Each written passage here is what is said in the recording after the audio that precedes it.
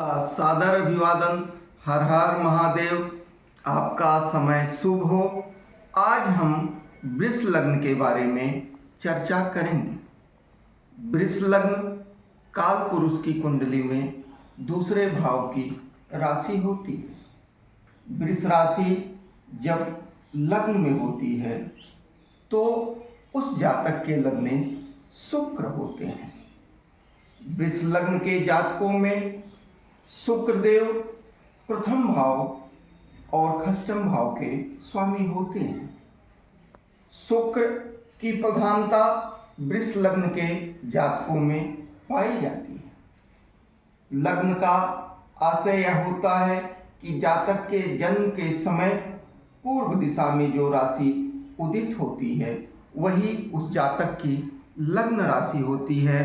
लग्न राशि का स्वामी उस जातक का लग्नेश होता है। तो पुनः वृष लग्न में लग्नेश शुक्र होते हैं। प्रथम भाव के साथ वह छठे भाव के भी स्वामी होते हैं और जातक के लिए हमेशा शुभ फल प्रदान करते हैं। इसी के साथ द्वितीय भाव और पंचम भाव के स्वामी बुध देव होते हैं, जो लग्नेश शुक्र देव के मित्र भी होते हैं। तो द्वितीय और सबसे महत्वपूर्ण है त्रिकोण पंचम भाव के स्वामी होने के नाते वृष लग्न के जातकों के लिए बुध देव भी शुभ होते हैं। वृष लग्न में तृतीय भाव के स्वामी चंद्रमा होते हैं, जो कि अकारक होते हैं, न शुभ न अशुभ। जहाँ जैसी इनकी स्थिति लग्न कुंडली में होती है उसी हिसाब से ये अपना प्रभाव देते हैं। क्योंकि ज्योतिष में मनीषियों की खोज के द्वारा यह निष्कर्ष निकला है कि लग्न कुंडली के साथ चंद्र कुंडली का भी अपना विशेष महत्व होता है। तो वृष लग्न के जातक की अगर चंद्र कुंडली बनाई जाए तो उसके राशिश चंद्रदेव होंगे, जो कि स्वतः एक लग्न बन जाता है।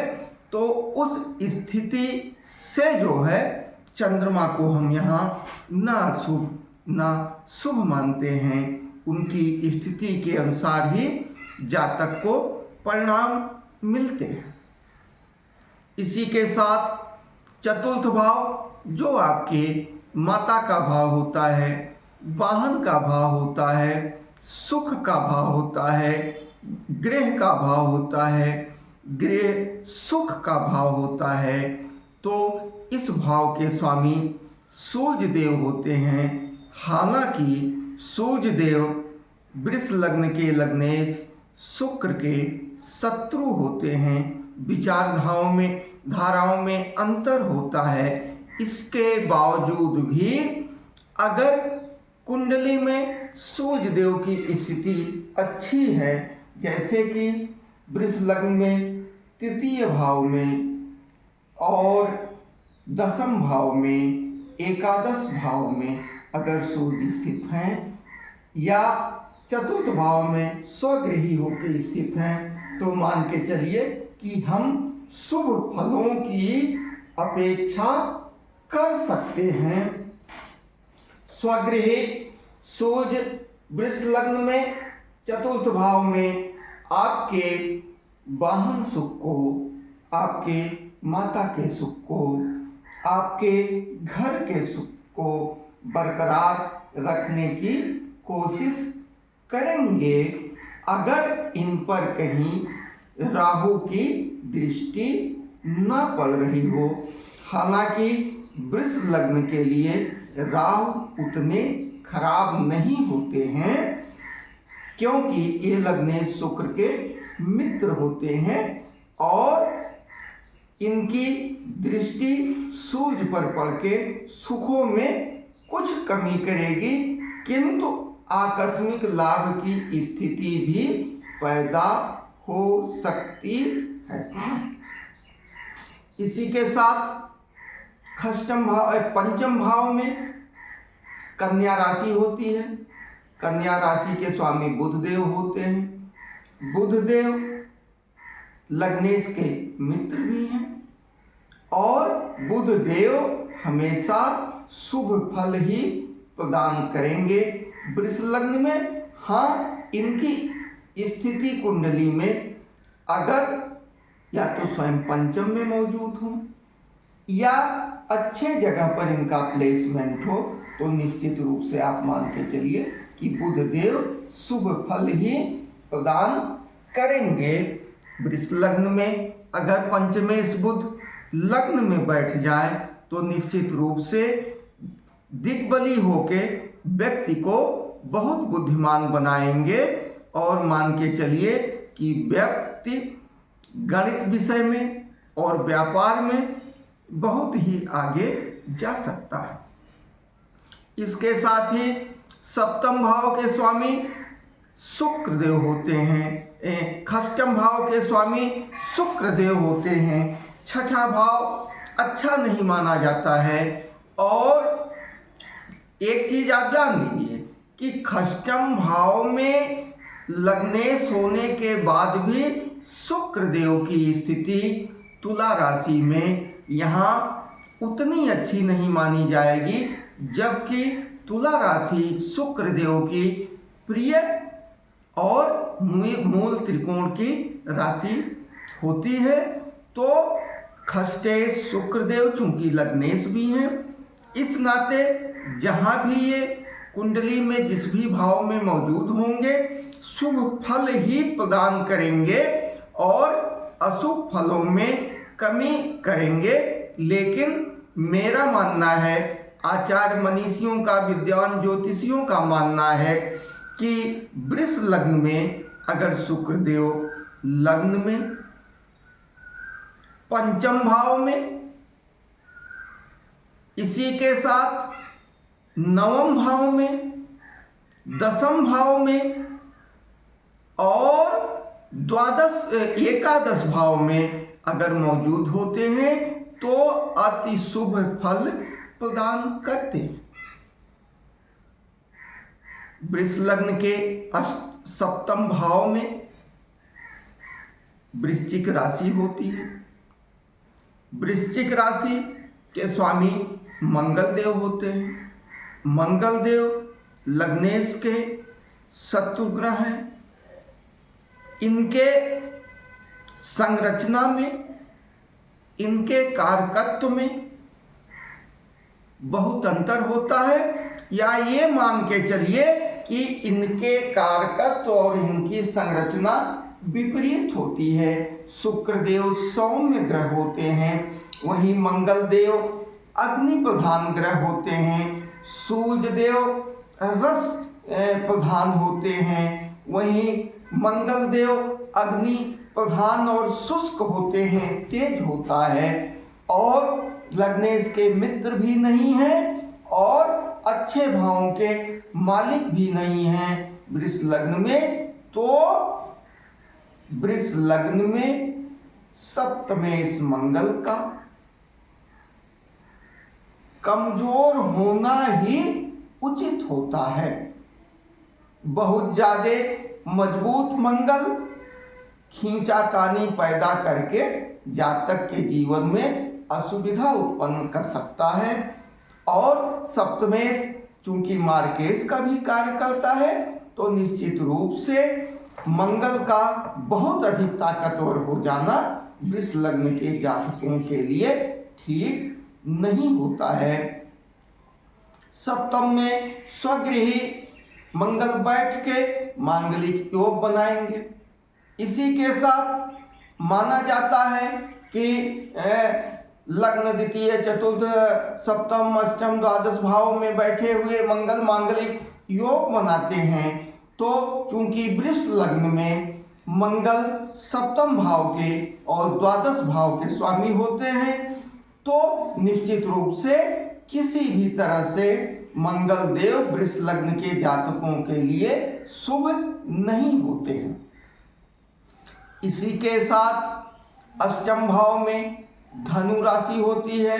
धनु राशि के स्वामी गुरुदेव बृहस्पति होते हैं और अष्टम भाव में यह राशि आपको चीज़ों को, धार्मिक कृत्यों को, चूंकि यह रहस्य का भाव है, गुप्त विद्याओं का भाव है, आकस्मिकता का भाव है, आकस्मिक लाभ और हानि का भाव है, तो मेरा मानना है कि वृष लग्न में 9 अष्टमेश बृहस्पति आपको आध्यात्मिकता की तरफ बढ़ाएंगे और भौतिक दृष्टि से किसी भी रूप में ये गुरुदेव बृहस्पति आपको शुभ फल नहीं प्रदान करेंगे।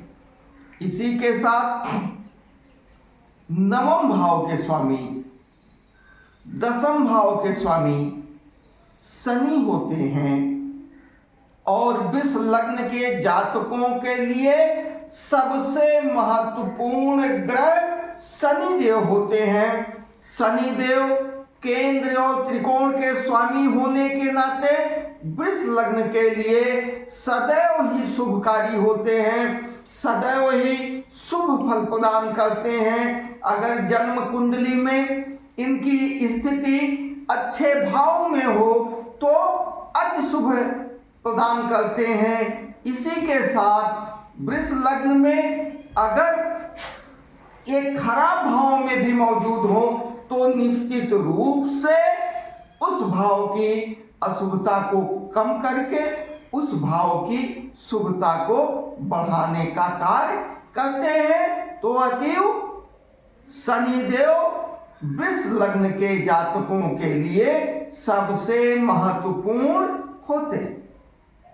इसी के साथ एकादश भाव के स्वामी बृहस्पति होते हैं। एकादश भाव नियमित आमदनी का भाव होता है और लग्नेश के उच्च भाव की राशि होती है मीन राशि। तो यहां अगर लग्नेश शुक्र बैठ जाए, ये माना जाता है ज्योतिष के नियमों के अनुसार कि एकादश भाव में बैठे हुए सभी ग्रह जातक को शुभ फल ही प्रदान करते हैं। तो चूंकि यहाँ लग्नेश उच्च का होता है तो यहाँ लग्नेश बैठ जाए, गुरुदेव बृहस्पति बैठ जाए तो निश्चित रूप से जातक को शुभ फलों की प्राप्ति होगी। भिन्न भिन्न मामलों में जैसे शुक्र के बैठने से आपकी नियमित आमदनी का रास्ता दूसरा हो सकता है, वहीं शुक्र देव की नीच दृष्टि पंचम भाव पर होती है। यहाँ लग्नेश के बावजूद भी थोड़ी बहुत समस्याएं आपके संतान पक्ष में, प्रेम पक्ष में या आ सकती हैं, या पुत्र संतान की कमी होके कन्या संतान की अधिकता हो सकती है। वहीं चूंकि गुरुदेव बृहस्पति की दृष्टि में अमृत होता है तो एकादश भाव में स्वगृही बैठ के गुरुदेव अगर पीड़ित नहीं है तो निश्चित रूप से आपके विद्या बुद्धि संतान पक्ष में वृद्धि ही करेंगे, आपके विवेक को जागृत ही करेंगे। इसी के साथ द्वादश भाव के स्वामी मंगल देव होते हैं। यहाँ उनकी प्रिय मूल त्रिकोण राशि मेष राशि होती है। मेष राशि के साथ जो कि द्वादश भाव में है, इनकी सप्तम भाव में वृश्चिक राशि भी होती है। तो सप्तमेश और द्वादशेश होने के नाते मंगल देव किसी भी रूप में वृष लग्न के लिए अच्छे नहीं है। तो वृष लग्न के जातकों के लिए शुभ फल प्रदान करने वाले ग्रहों में प्रमुख रूप से योग कारक ग्रह शनि, लग्नेश शुक्रदेव और पंचमेश बुध देव होते हैं। इनसे वृष लग्न के जातक शुभ फल की अपेक्षा कर सकते हैं और ये शुभ फल प्रदान करते ही करते हैं। इसी के साथ वृष लग्न के जातकों के लिए हम बृहस्पति देव से समभाव की अपेक्षा कर सकते हैं कि वो विवेक का जागरण करके जातक को एक आध्यात्मिक रास्ता पकड़ा सकते हैं। चूंकि लग्ने शुक्रदेव का रास्ता भौतिक होता है, सांसारिक होता है, ऐश्वर्य और दिखावे की तरफ होता है, तो यहाँ गुरुदेव बृहस्पति एक आध्यात्म का रास्ता अष्टमेश होने के कारण आपको दिखा सकते हैं। इसी के साथ वृष लग्न के लिए चंद्रमा को अकारक माना जाए और मंगल को मारक माना जाए, और अकारक मारक होने के साथ साथ सूर्य देव को सामान्य शुभ फल अशुभ फल दोनों उनकी स्थिति के अनुसार प्राप्त हो सकता है वृष लग्न के जातकों को। तो वृष लग्न के जातकों को मैं यह सलाह दूंगा कि वह शनि देव को, शुक्र देव को, बुध देव को मजबूत करने का कार्य करें। लग्नेश, पंचमेश, नवमेश, दशमेश, इनकी मजबूती जातक को जीवन में आगे बढ़ने के लिए निश्चित रूप से एक सुगम पथ प्रदान करेगी। कैसे मजबूत करें? विद्वान ज्योतिषियों की सलाह से आप लग्नेश, पंचमेश और नवमेश, दशमेश का रत्न पहन सकते हैं। इन ग्रहों को की आराधना को आप अपने दैनंदिनी में शामिल कर सकते हैं। आप इन तीनों ग्रहों का सुबह उठने के बाद आशीर्वाद लीजिए, प्रणाम करिए, शाम को सोने के पहले इन ग्रहों का ध्यान करके इनको प्रणाम करिए। इसी के साथ आप बृहस्पति देव का भी प्रणाम सम्मान करते रहिए और मंगल के चीज़ों का आप दान करते रहिए। मंगल की चीज़ों के दान के लिए आप मंगलवार को मंगल की होरा में लाल मसूर का दान अगर आप करते हैं तो जो है मंगल के शुभ फलों की प्राप्ति की आशा कर सकते हैं। मुख्य चीज ये है कि अशुभ फलों में कमी आएगी। अगर आपका शरीर मोटा है, आप उच्च रक्तचाप हाई बीपी के मरीज हैं, तो आप चिकित्सीय सलाह के बाद मंगल को प्रसन्न करने के लिए आप रक्त दान करने का भी चुनाव कर सकते हैं। तो साथियों, आपको ये जानकारी हो गई वृष लग्न में कौन से ग्रह हमारे शुभ होते हैं, कौन से ग्रह अशुभ हैं। अब कुछ महत्वपूर्ण तथ्यों के बारे में हम आपको बता देते हैं। आप अपनी कुंडली में, अपने शुभचिंतकों की कुंडली में, अगर आप ज्योतिषी हैं या ज्योतिषीय रुचि आपकी है तो लोगों की कुंडली में मिला के इसको चेक करिएगा। शास्त्रों का मानना है कि ये चीजें एकदम सत्य होती हैं। जैसे कि अब पंचमेश बुध और दशमेश शनि वृष लग्न में होते हैं। पंचम भाव में कन्या राशि होती है और दशम भाव में शनि देव की प्रिय मूल त्रिकोण राशि कुंभ राशि होती है। अगर वृष लग्न में पंचमेश और दशमेश का राशि परिवर्तन हो इन्हीं भावों में, या केंद्र या त्रिकोण में बुध और शनि एक साथ बैठे, या बुध और शनि केंद्र में आमने सामने बैठे हों तो निश्चित रूप से मान के चलिए कि वृष लग्न के लिए यह एक अति योग कारक स्थिति बनती है और ऐसा जातक अपने जीवन में निश्चित रूप से जीवन के उत्तरार्ध में सफलता को प्राप्त करता ही करता है। एक तथ्य याद रखें कि शनि जहां भी योग कारक होते हैं या भाग्येश होते हैं तो यह पूर्ण सफलता जीवन के उत्तरार्ध में ही देते हैं।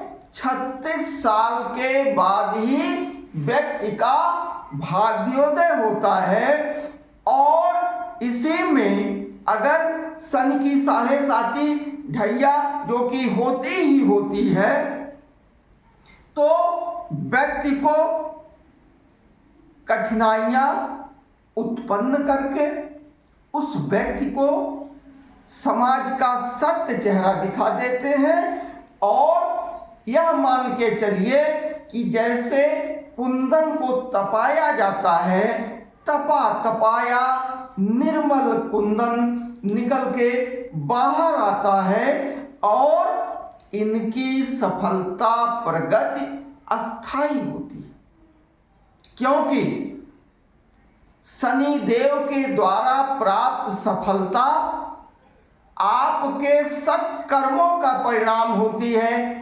आपके परिश्रम का परिणाम होती है, तो ये सफलता व्यक्ति के जीवन में अस्थाई होती है और काफी समय तक चलती है। तो एक स्थिति ये बन गई, लग्नेश शुक्र देव का लग्न में पंचम लग्न में बैठना और सप्तम में तो नहीं मैं मानता हूं, अगर ये भाग्य भाव में बैठ जाए, एकादश भाव में बैठ जाए तो व्यक्ति को अच्छे फल प्रदान करते हैं। मंगल का किसी भी रूप में मजबूत होना व्यक्ति के लिए अच्छा नहीं है। वृष लग्न के जातकों को मैं सलाह देता हूं कि वह नियमित रूप से माता दुर्गा की आराधना करें, गणेश जी की आराधना करें और बहू बेटियों का सम्मान करें, खासकर बेटी और बुआ को सम्मान दें, उनको कुछ न कुछ दान देते रहें। इसी के साथ माता लक्ष्मी की आराधना करें और अपने नियमित आराधना में महादेव आदिदेव भोलेनाथ की आराधना अगर करते हैं तो आपके लग्नेश, पंचमेश, भाग्येश, नवमेश, दशमेश ये ग्रह संतुलित रहेंगे और वृष लग्न के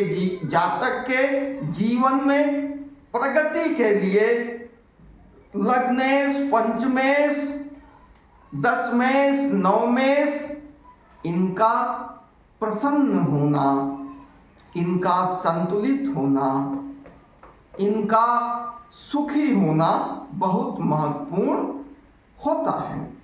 इसी के साथ वृष लग्न के जातकों में अगर राहु 6ठे भाव में बैठ जाए तुला राशि में, जो कि लग्नेश की राशि है, तो 6ठे भाव में बैठा हुआ राहु वृष लग्न के जातकों के लिए बहुत ही बेहतर काम करता है। माना जाता है कि तीसरे, छठे, एकादश भाव में बैठे हुए पापक ग्रह शुभ फल प्रदान करते हैं, लेकिन वृष लग्न के जातकों के लिए केवल मैं राहु ग्रह की स्थिति केवल मैं तुला राशि में ही उचित मानता हूँ। हाँ, धन के मामले में अगर द्वितीय भाव में मिथुन के होके उच्च के बैठ जाए तो धन में आपको आकस्मिक लाभ की प्राप्ति करा सकते हैं, लेकिन आपकी वाणी कट हो सकती है, आपके दांत खराब हो सकते हैं। तो मैं सबसे अच्छी स्थिति राहु की वृष लग्न के जातकों के लिए षष्ठम भाव में मानता हूँ। द्वितीय भाव में राहु हमेशा व्यक्ति को दुस्साहस प्रदान करेंगे, और चूंकि यहाँ चंद्रदेव की कर्क राशि होती है तो कर्क राशि में मैं तृतीय भाव में राहु की मौजूदगी को व्यक्ति की मानसिक स्थिति के लिए और संतुलित जीवन के लिए मैं उचित नहीं मानता हूँ। तो इस तरह से लगभग हमने सभी ग्रहों की स्थिति के बारे में थोड़ा थोड़ा आपको बता दिया है।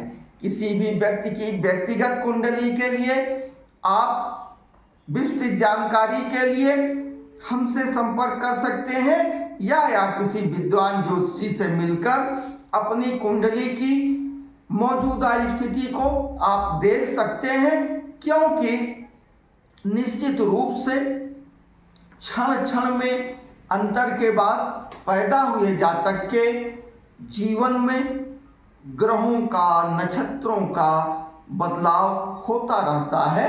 वो उस व्यक्ति के जीवन में जो है आगे दिखाई देता है। तो यह वृष लग्न के बारे में एक जानकारी थी।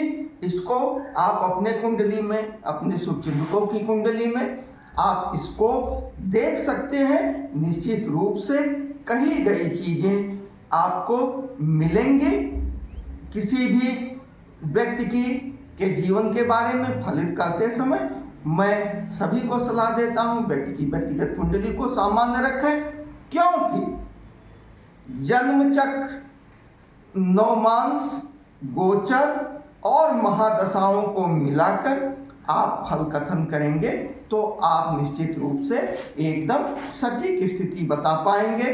तो आप सभी को मेरा साधुवाद, मेरी शुभकामनाएं।